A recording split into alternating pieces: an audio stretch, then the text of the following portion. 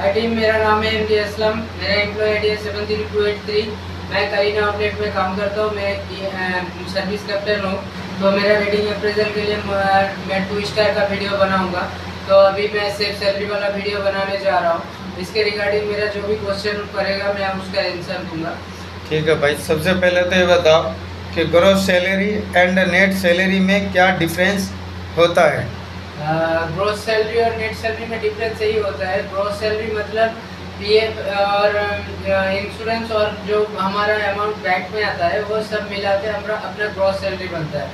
और net salary वही होता है जो पीएफ पीएसआई को छोड़ के जो सैलरी स्लिप बैंक में आता है, जो सैलरी स्लिप बैंक में आता है और वही अपना नेट सैलरी होता है और उसी को ही इन हैंड सैलरी कहा जाता है।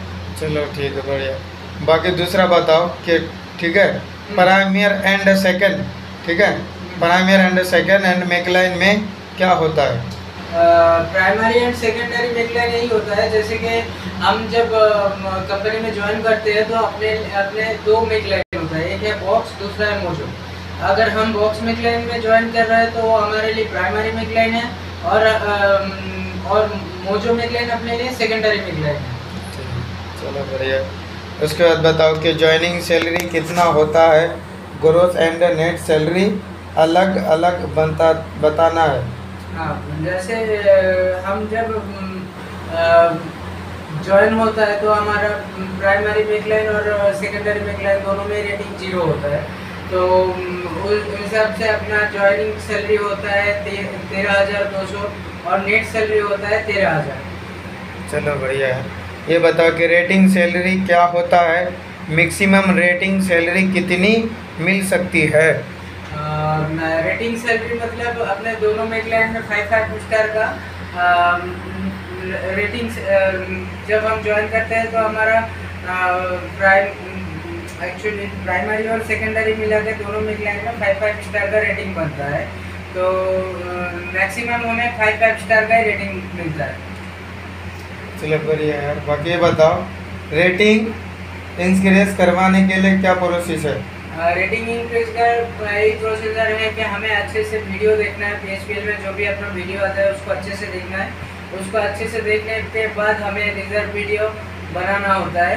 रिजर्व वीडियो बन जाता है, बनने के बाद हमारा रेटिंग इम्प्रूव हो जाता है। चलो बढ़िया।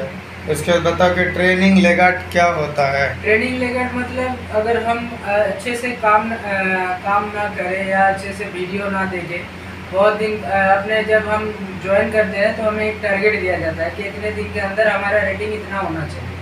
अगर हम उस डेट के अंदर अपना ट्रेनिंग कंप्लीट नहीं करा पाते हैं तो अच्छे से वीडियो देख के अगर हम ट्रेनिंग नहीं कंप्लीट करा पाए तो हमें लेगार्ड का टैग मिलता है। तो वही ट्रेनिंग लेगार्ड होता है। अच्छा बताओ, 3 मंथ के अंदर शेफ सैलरी और कैसे बढ़ सकती है, ये समझ जाना है। 3 महीने के अंदर जैसे कि हम जब ज्वाइन होते हैं प्राइमरी और सेकेंडरी दोनों मेकलाइन में अपना रेटिंग 0 रहता है। तो उसके बाद हमें टारगेट मिलता है प्राइमरी में 2 स्टार और सेकेंडरी में 0 स्टार।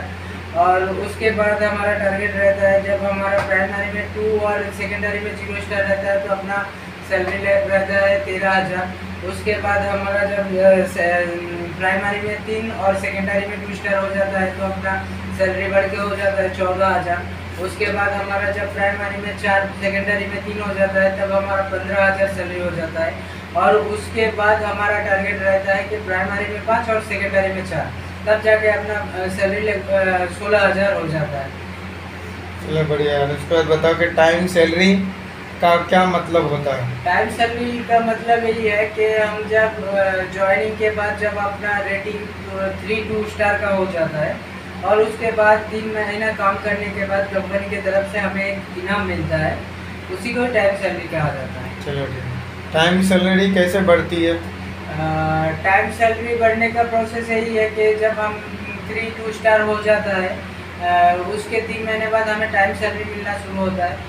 और उसके 3 महीने बाद हमें 1,000 रुपये का टाइम सैलरी मिलता है।